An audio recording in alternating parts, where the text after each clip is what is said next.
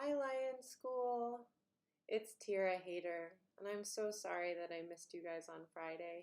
I was really looking forward to it, and I know that you guys have been working so hard for my visit, and you were reading all my books, and I'm really sorry I missed you guys.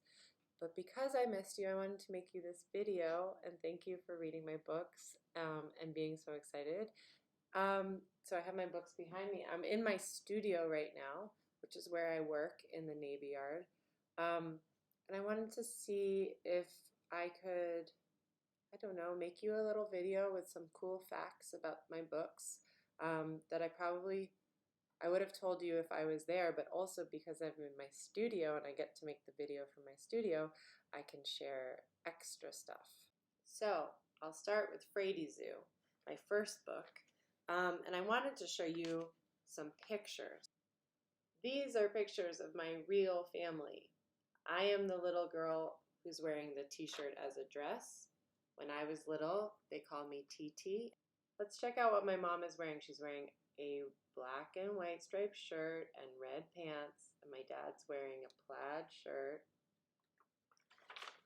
And then we have this picture of my sister wearing her favorite bunny hat and her pink shorts. Here's another picture of my sister. And then there's the picture I drew in the book saying, "Is it a monkey?" And you can see I didn't really make anything up when I drew my sister. I actually made her a little bit less crazy. I used my real family to help me design the characters in the world. So if we look at the page, this was the original painting that ends up in the book for Fraidyzoo. If we look at this, you can see my mom is wearing black and white striped shirt and red pants. You can see my sister's wearing her bunny hat and she's wearing pink and she's got a crazy face. My dad's wearing plaid, and this is based on the real kitchen that I grew up in. But I wanted to show you something really cool about this painting that actually I couldn't have shown you if I was there in person because I didn't carry this with me. Do you see how the table has a mistake? I drew the table too long, and then I wanted to make the table shorter. So instead I used a darker pen and I outlined the part of the table that I wanted after I'd made my mistake, and I was so worried about it. So I covered up the mistake with white, and I used the computer to erase it. And in the actual book, let's see it, it's the shorter version of the table. So sometimes when I make the paintings, you can see I don't do them exactly perfect. And I use whiteout or a piece of paper or the computer. I use Photoshop on the computer to change a mistake I made, rather than get super discouraged and say, I messed it up. Sometimes I start over, and sometimes I just make a little fix. Another cool thing about Fraidyzoo is that the idea for Fraidyzoo came from a costume I made. And this is very old and it's gotten yellow and beat up. But I made a zebra costume out of newspaper and cardboard and tape. And that is in the book as the zebra costume. And when I was making the book, I tried making other costumes to see like how you would make animal costumes from things in your house. My friend Abby came over and we made this one. It's a giraffe made out of a bunch of trash and elastic and DHL tape from packages and string and pieces of paper, and we just drew eyeballs. I think you guys can guess what this one is. It's made of a shoebox.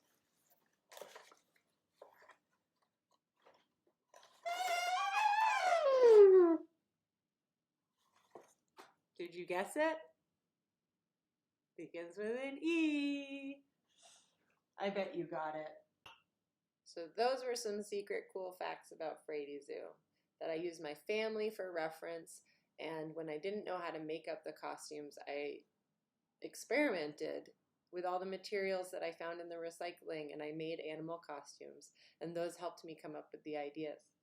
So the next book is The Bear Report. And you guys might recognize that this isn't in English. It's actually in Chinese. And I actually don't have an English copy of my own book right now, which was pretty funny. I think I gave away my last copy. And I don't even read Chinese. So I can't even read my own book to you. I wanted to show you some of the painting stuff because it's all pretty messy. This is when I was testing all my blues. That's a fun thing you can do sometimes, where not all blues look the same. There can be blues that are a little more green or blues that are a little more purple. And before I painted the book, because I was going to be using so much blue, I tested all the different kinds of blue paint that I had and what they looked like mixed together. So that's a lot of different kinds of blue. This is me trying to figure out what Sophie will look like.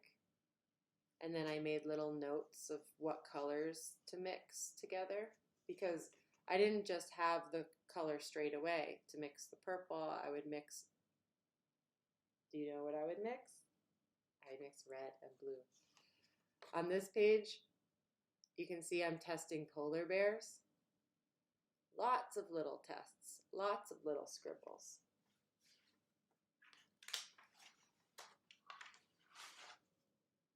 Do you guys recognize this page?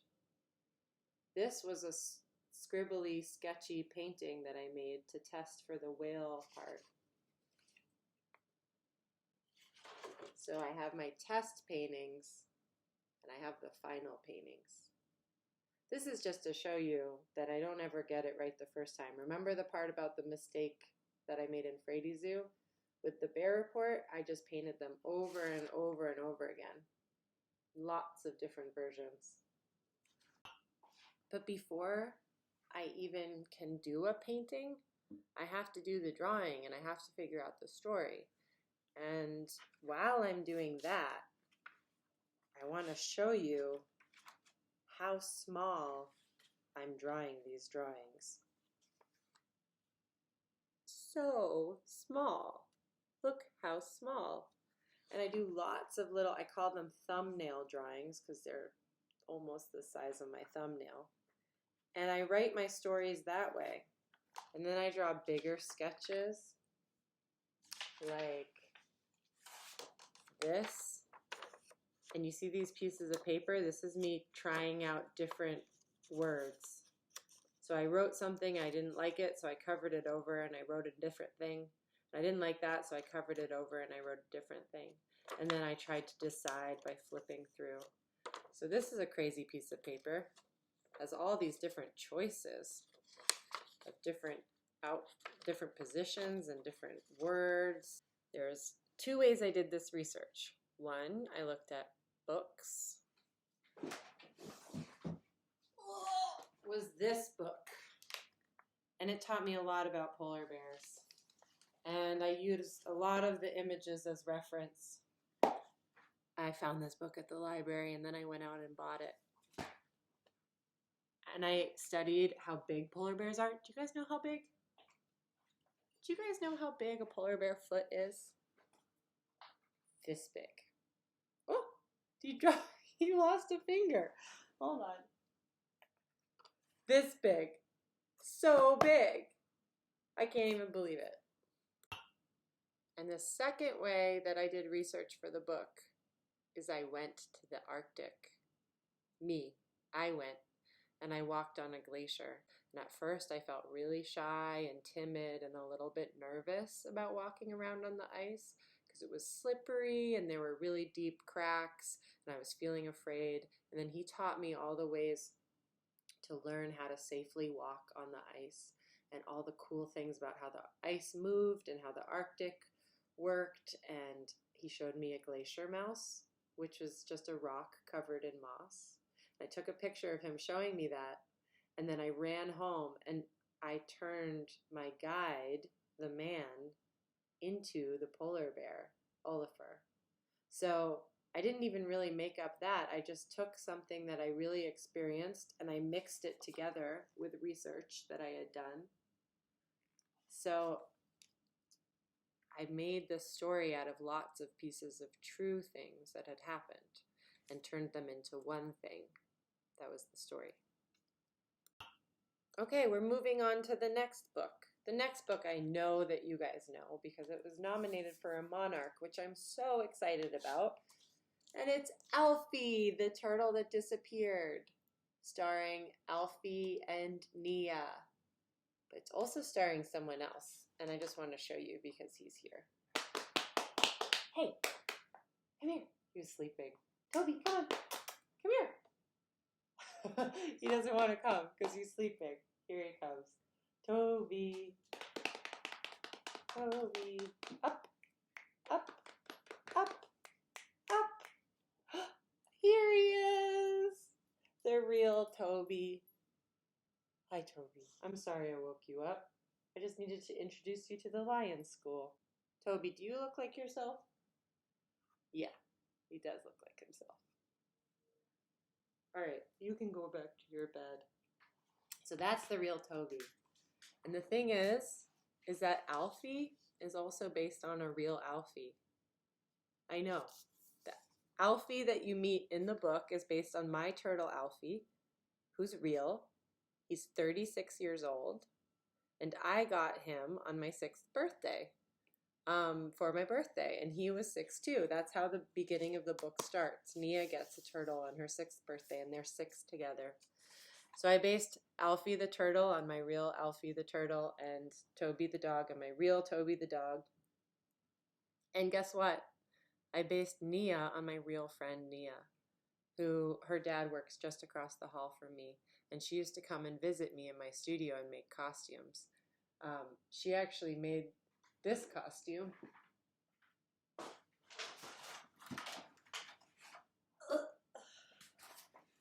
She used to wear this to distract me from working. She used to sit across from me and wear this. And she was once making this costume, and she was hanging out with me, and she was like, you should make this book about me because I have a turtle that he always is disappearing. And I said, that's so funny because Alfie, my turtle, is also disappearing all the time. And we did a little research and we discovered that there are a lot of people who own a turtle who say that their turtle has disappeared. And sometimes they're gone for a couple weeks and sometimes they're gone for a year. And I read a story about a turtle that was gone for 20 years. And the family found him when they redid their kitchen. So that is crazy. That's a crazy story. So the thing about Alfie, and you guys know because you read it, is it's not just a story that has a beginning, middle, and end.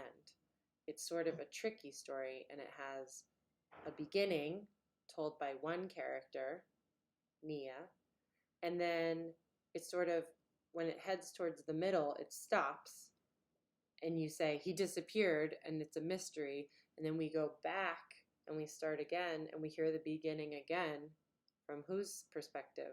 From Alfie's perspective. And then we get his middle and end, and then he comes back and he meets Nia. So it was a tricky story to write. It was a really tricky story, and I didn't know if people would understand it. So to test it out, before I made the big book and before I made all the paintings, I made a little book. Look how small this book is. By testing out this little book, I could share it with people and be like, do you get it? Do you understand? And I could show it around before I actually had this book to show people. So that was very helpful. I also just love making little books because you don't have to wait for a machine to go out and print your book or someone to tell you that you can make a book. You can just make a book. This is a perfect little book. And it's perfect size for Alfie to read.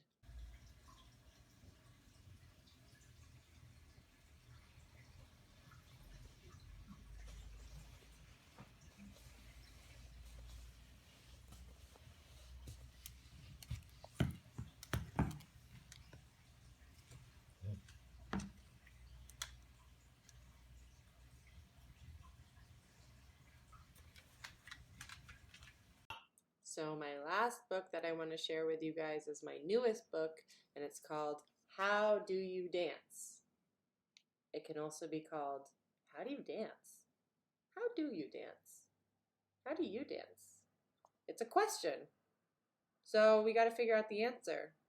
And I want to show you my sketchbook, because every book that I make, I sort of have a sketchbook that I start in. And remember, I showed you the Bear Report little drawings. For How Do You Dance, I have a lot of sort of scribbly, sketchy, people kicking, people jumping. Look at all these scribbles. How did I draw all these scribbles? So guess what? I made videos of myself dancing in my studio. I would get up and I would stand all the way over here and I would dance. And then I would watch the video and I would scribble different drawings. So there's some parts of this book that are all drawings of me. Those are all drawings of me dancing. I put those videos out on the internet so that my friends could see them, and my friends started sending me videos back. So I have all these sketches of my friends. This one is my friend Aurora. She sent me a video and she was scrunching up her shoulders. So I started to sketch her and I wrote, Aurora does shoulders. You see this scrunch? And let's see. My friend Brienne, she also makes books. Brienne Farley. I love her books. Secret Tree Fort. Gotta plug that one.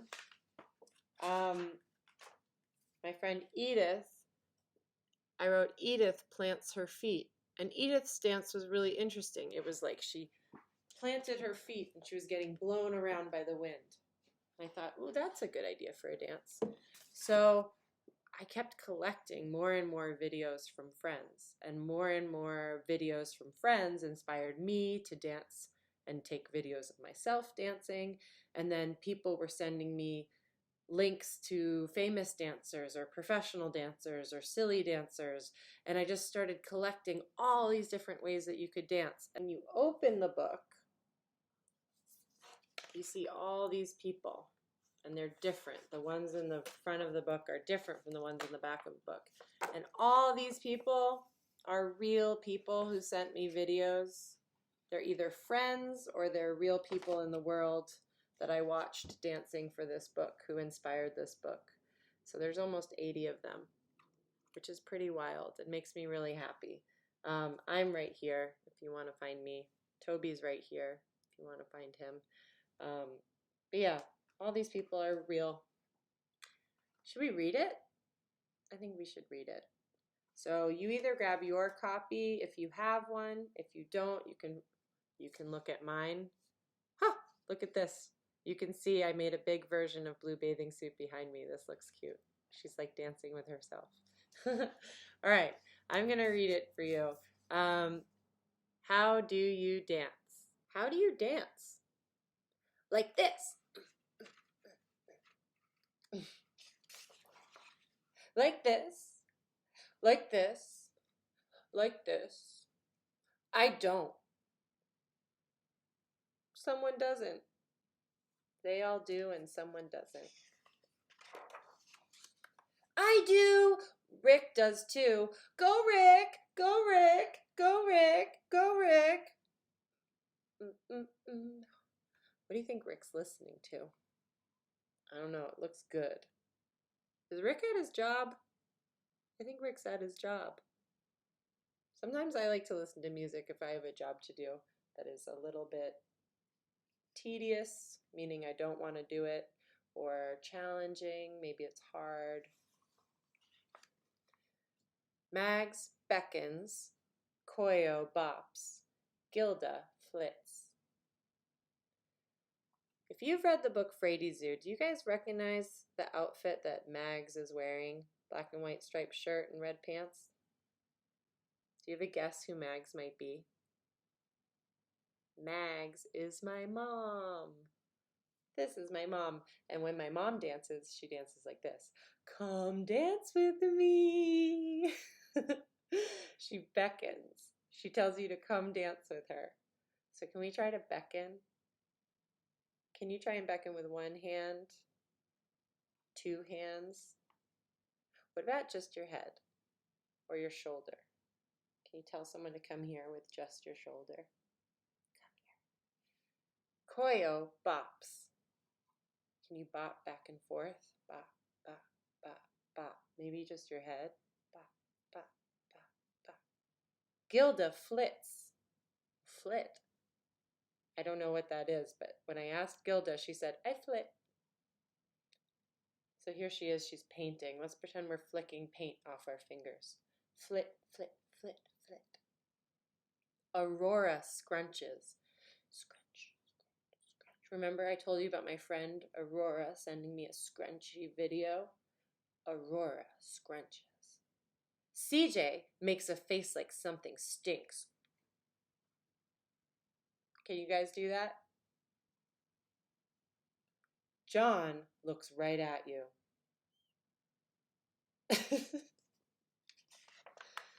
Just move a part, then move another. Let it get weird. See where it goes. So let's look at this little girl. She starts moving a very small part of her body. It's hard to see in this video. She starts moving her pinky. If you started moving your pinky, what would happen?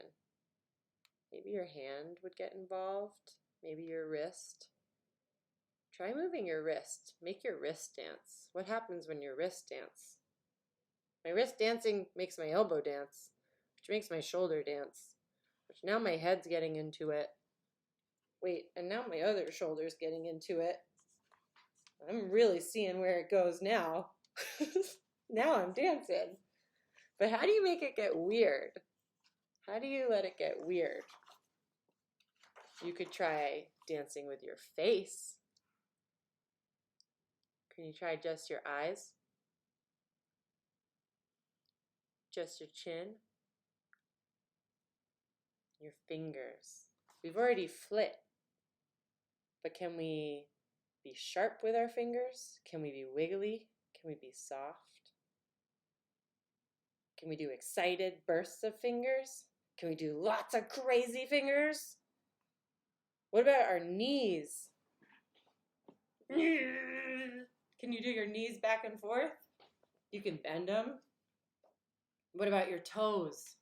You guys can't see my toes, but they're going nuts in my sneakers right now. Can you try face, fingers, knees, and toes all together?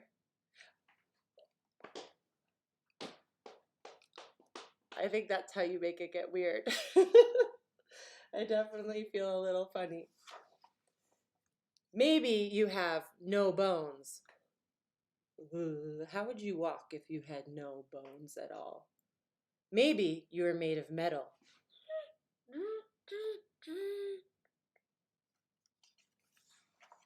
Maybe you shimmy because you made something delicious. Like so delicious. Yum, yum, yum, yum, yummy, yum, yum, yum, yum, yummy, yummy. Can you guys think of your favorite food in your head and do a little dance like you get to eat it right now? Yes, yes, yes, yes, yes, yes, yes, yes. Hey, wait. Maybe you don't want to dance and you just want to eat dinner. Okay? Okay. They're probably right. You probably shouldn't dance during dinner. Okay. No dancing during dinner. But you could dance after dinner. I love this. Their brother is on the table doing a pan dance. You could dance at the market, at the bus stop, and on a break. Does anyone know the name of this kind of dancing they're doing on a break? There's a clue in the on a break. It's break dancing. Good days. Rainy days. Sad days even. What's a dance you could do on a good day? Oh, yeah, I'm so happy. What's a dance you could do on a rainy day? You could be the rain. You could hide from the rain. Oh, you don't want to get wet. You could love the rain. But what's something you could do on a sad day? What's a sad movement? Maybe just a flop. Maybe a hug. Maybe you could hug yourself. You could sway. Sometimes you just need to flop around until you feel better. Do you see how sad they started? They're flopping. They're all the way flopped. They're on the ground. And then they sort of sit up and they think, oh, I don't want to. I feel so sad. I don't want to. And then they start flopping around a little bit. And they flop around a little more and a little more. And then they start looking at each other and thinking, oh, your flop's pretty funny. My flop's pretty funny. And then at the end, they feel better. Try some new moves. This is the page if you need a little start to the dance party. So if you want to do this with me, we can try the jiggle. The jiggle is sort of like having no bones. The swivel. Oh, I'm on a swivel chair. This is perfect. You can do it like this. The flap. You can be a little bird. You can be a big bird. The slip. Whoop, whoop, whoop. The scribble. Take out your favorite color marker and scribble in the air. Scribble on your legs. And scribble on your arms and your head. And draw a mustache. The middle. Ooh, middle dancing. Just use your middle. The zappo. Zip, zap, whoop, zap. The zip. Zip yourself up straight. The mister. It's when you stomp your arms and you say, I'm late. I'm late. The sister. The sister is when you look at someone you like and go, hi. The poodle. The poodle is like, you're so excited because your favorite person is coming home. So it's sort of like the shimmy, but it's just all over your body. The scoot. This is a good one. I can do the scoot really easily. Or maybe that's a slide. Maybe the scoot's like,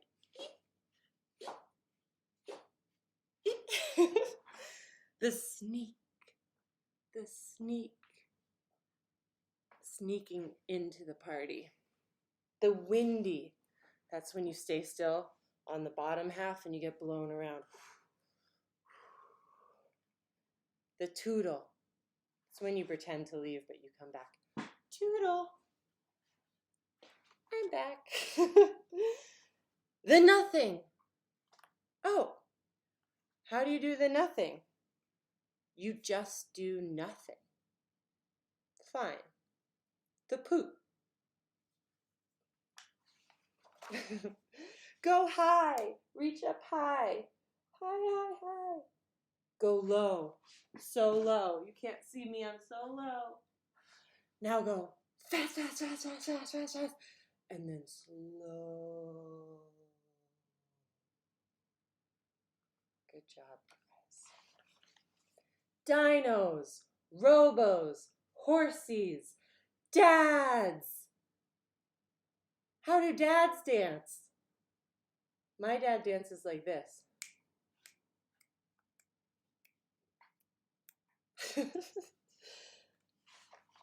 All together in the dark.